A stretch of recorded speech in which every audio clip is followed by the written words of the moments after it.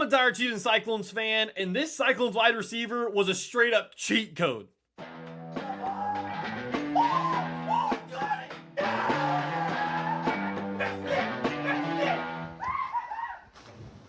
My name's AJ Caldwell. Welcome back to Cyclone Kingdom. The top 5 list rolls on with the top 5 wide receivers in Cyclone football history. Head over to Cyclone Central, our exclusive Iowa State podcast, to hear some more thoughts about these that we just recorded. Episode 5 is up on our YouTube channel. Make sure to like and subscribe over there.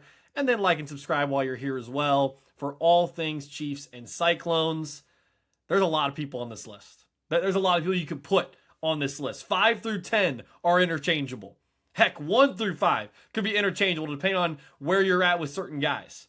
So it is very, very tough to make a wide receivers list when you're talking about Cyclones wide receivers. Other lists, as we've talked about with quarterbacks and running backs, and as you'll see with tight ends, it's a lot easier because there's not as many guys to think of. Wide receivers, Iowa State has a history of having some awesome wide receivers while they were at Iowa State. And so let's get right into it. Honorable mentions first. Honorable mentions because, as I mentioned, there are so many guys. There are so many guys that someone has to get left off. Yes, I don't have Jaden Higgins. Jaden Higgins is not on this list. That does not mean he's 15th. He's probably 6th or 7th or 8th or 9th. He's somewhere right in there. Can't put him number 5.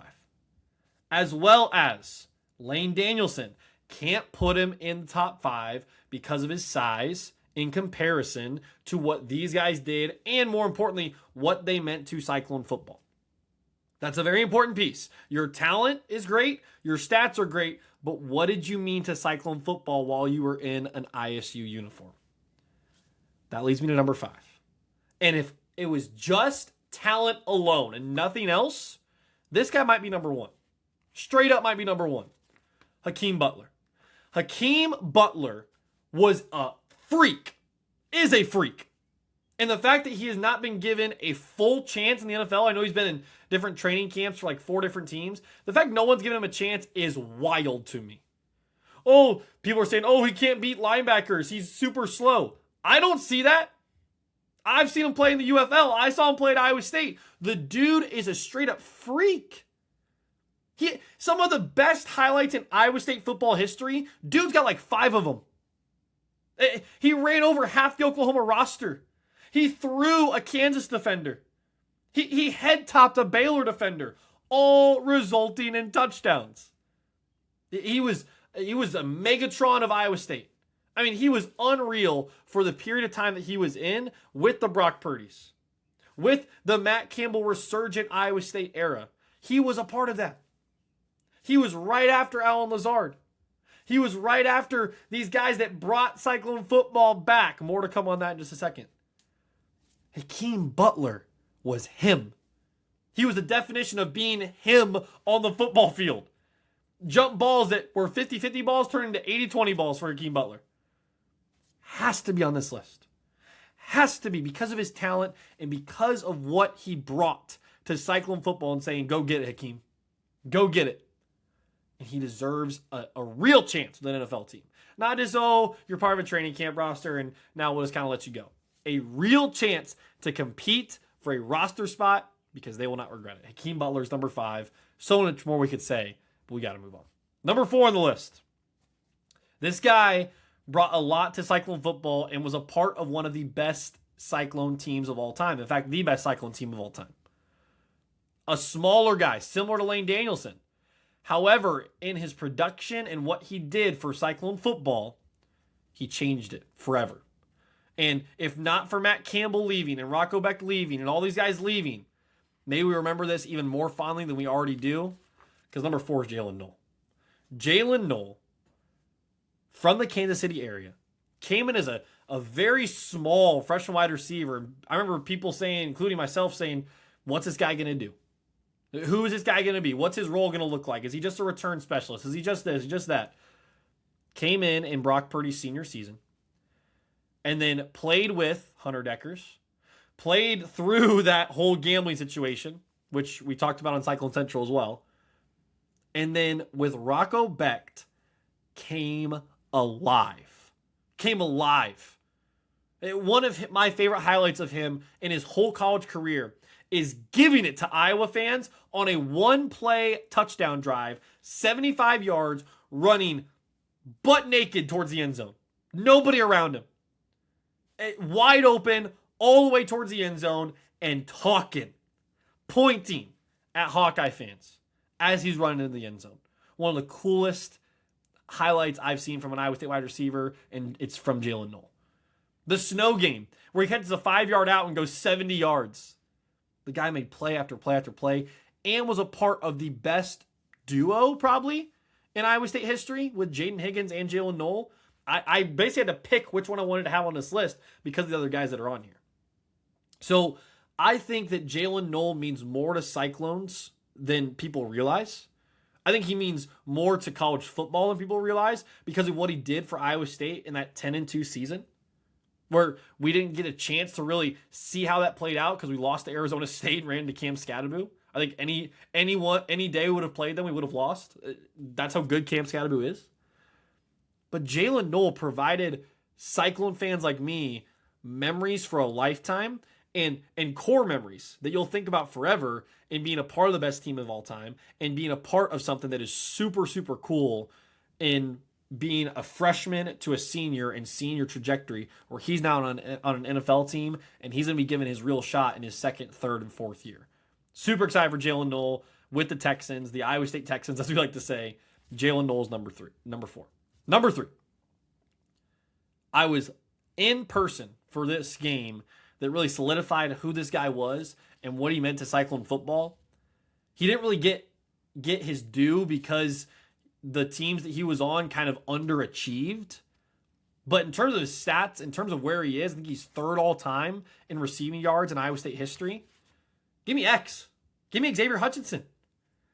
He, in that game against Oklahoma State at Jack Trice Stadium, upsetting Oklahoma State. Iowa State loves to play Oklahoma State names, apparently.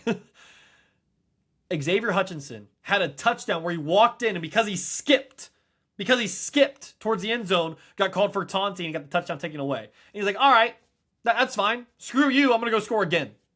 And he scored again later in the game. This is who Xavier Hutchinson was. Mind you, that touchdown was a diving catch towards the pylon. Xavier Hutchinson was you are the guy. You are the number 1 option for Brock Purdy, who's a top 10, top 15 quarterback in the NFL right now. That is who Xavier Hutchinson was to Brock Purdy. You're my number 1 guy. I'm going to you. Now, we can talk about, his famous drop against Texas where he's wide open, and we can give him a hard time about that. Or we can say this guy was one of the best wide receivers to ever play at Iowa State.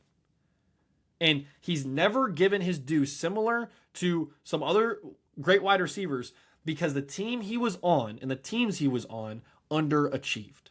2021 team with so much NFL talent went 7-6. Went 7-6. And I think we remember Xavier Hutchinson way differently if that team does what we thought it was going to do and go to the college football playoff. But Xavier Hutchinson, his talent speaks for itself.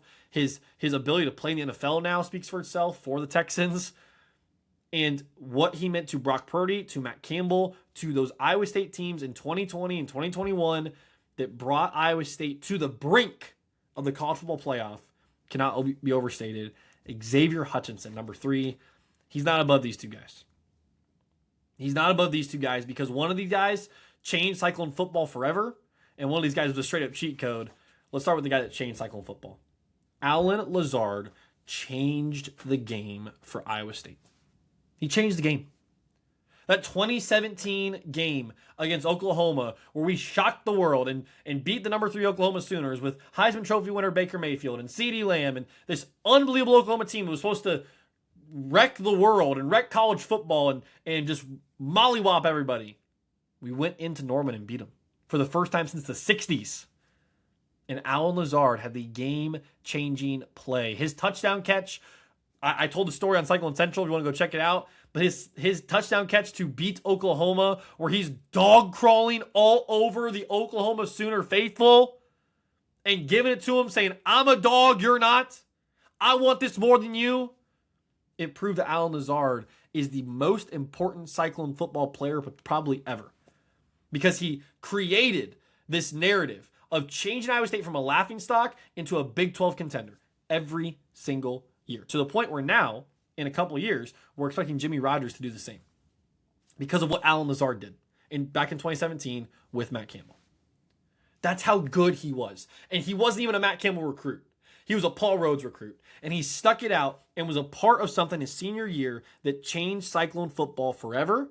And in Cyclone fans' minds, created a memory and created an experience that will never be forgotten. And his NFL career as well speaks for itself. This isn't a top 5 NFL wide receivers in Iowa State history, but all these guys have NFL experience. Sign Akeem Butler, please. But all these guys have NFL experience where they have proved how good they play and how tough they are, and the toughness that was built at Iowa State. I love Alan Lazard. There's a lot more thoughts I have about Alan Lazard on our podcast at Cyclone Central if you want to go check that out. Number 1, the cheat code. I described him yesterday on the Cyclone Central podcast as the white Calvin Johnson.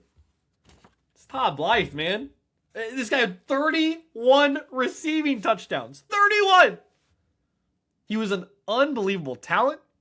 His injuries prevented him from having a long NFL career, which to this day just bothers me to no end because he had elite superstardom talent that the NFL never got to see because of his injuries. But Todd Blythe, Brett Meyer throwing the ball up to him. It's the meme. He's down there somewhere. He's down there somewhere, mossing people. I put out a tweet at one point of a game that he had against Texas A&M where he had over 250 receiving yards in one game against big bad Texas Tech. Or Texas A&M, rather. I got Texas Tech on the brain because of Brendan Sorsby. He changed games. He won games by himself. Keep in mind, those Iowa State defenses were not good. They were not good at all. Didn't matter. Todd Blythe said, I'll do it myself. I'll do it myself. Todd Blythe's number 1. Most receiving yards, most touchdowns, most everything. He has to be number 1 on this list. And he will go down in the history books. Unless someone shocks the world in Cyclone football in the next 50 years, he'll go down in the history books as the best wide receiver to ever play at Iowa State. Leave your comments down below about what you think about the top 5 list. Who's too high? Who's too low? Who did I forget about? Are there any other honorable mentions that you would have put in the top 5? Well, we have a couple more top 5s to roll out for the offense and the defense as we go throughout the offseason and get prepared for college football in 2026 and 2027 in the first year of the Jimmy Rogers era. Make sure to like and subscribe. Leave your comments down below. And as always, roll clones. And how about those Chiefs?